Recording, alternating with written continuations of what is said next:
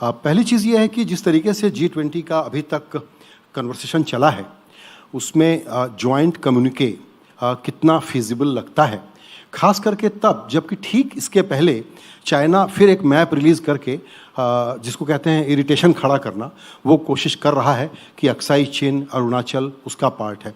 हम बहुत माइंडफुल हैं इस बात के लिए कि G20 इकोनॉमिक कॉपरेशन का एजेंडा है और वहाँ हमको साइड ट्रैक नहीं होना चाहिए। फिर भी ये चाइना ओवरहैंग तो जाने वाला नहीं है।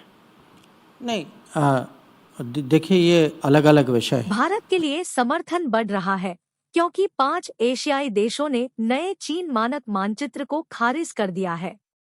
हालांकि पिछले कुछ वर्षों में चीनी जहाजों की बढ़ती संख्या 9 लाइन के भीतर और कभी-कभी सीमाओं से परे चली गई है। भारत, फिलीपींस, मलेशिया, वियतनाम और ताइवान समेत 6 देशों ने चीन के नए मानक मानचित्र का विरोध किया है।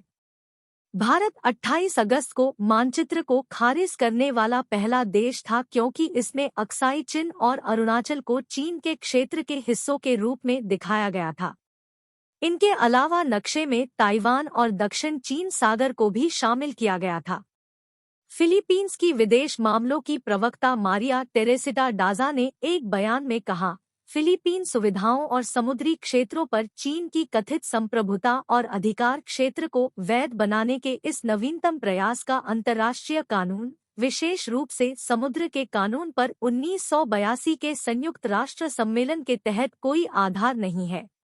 यह नक्शा चीन के प्राकृतिक संसाधन मंत्रालय द्वारा जारी किया गया था। नवीनतम मानचित्र 1947 में प्रकाशित मानचित्र के आधार पर दक्षिण चीन सागर के अधिकांश हिस्से पर क्षेत्रीय दावे को दर्शाता है। जुलाई 2016 में हेग में स्थायी मध्यस्थता न्यायालय ने मनीला के पक्ष में एक ऐतिहासिक फैसला सुनाया, जिसमें बीजिंग के क्षेत्रीय दावों को निराधार बताया गया। हालांकि पिछले कुछ वर्षों में चीनी जहाजों की बढ़ती संख्या 9 लाइन के भीतर और कभी-कभी सीमाओं से परे चली गई है। 6 अन्य देश भी हैं जो इन जल क्षेत्रों पर अपना दावा करते हैं।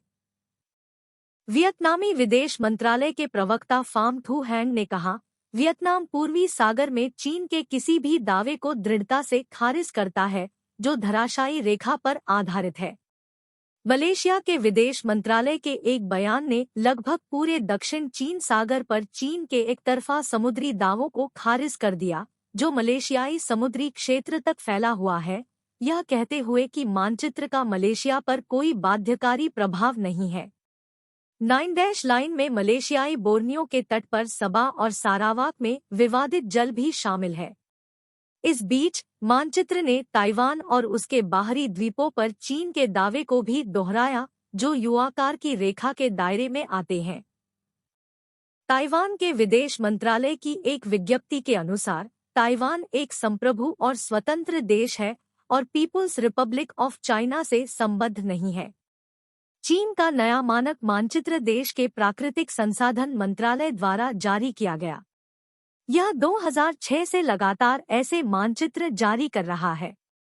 नवीनतम मानचित्र 1947 में प्रकाशित मानचित्र के आधार पर दक्षिण चीन सागर के अधिकांश हिस्से पर क्षेत्रीय दावा दर्शाता है। It will happen. It is a process right now.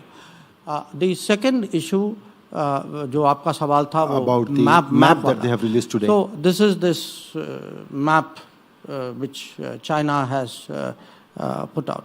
Look, China has even in the past put out maps which claim the territories which are not China's, which belong to other countries. This is an old habit of theirs. It is not something which is new. It started in the 1950s. So just by putting out a map claiming territories, some of which are part of India, I think doesn't make that. I mean, these are very much part of India.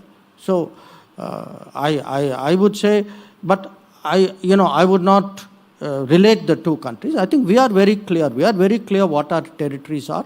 This government is very clear about what we need to defend our territories. You can already see that on our borders. I think there should be no doubt about that. Just making absurd claims doesn't make other people's territory yours. Let's be very clear on that. Agreed.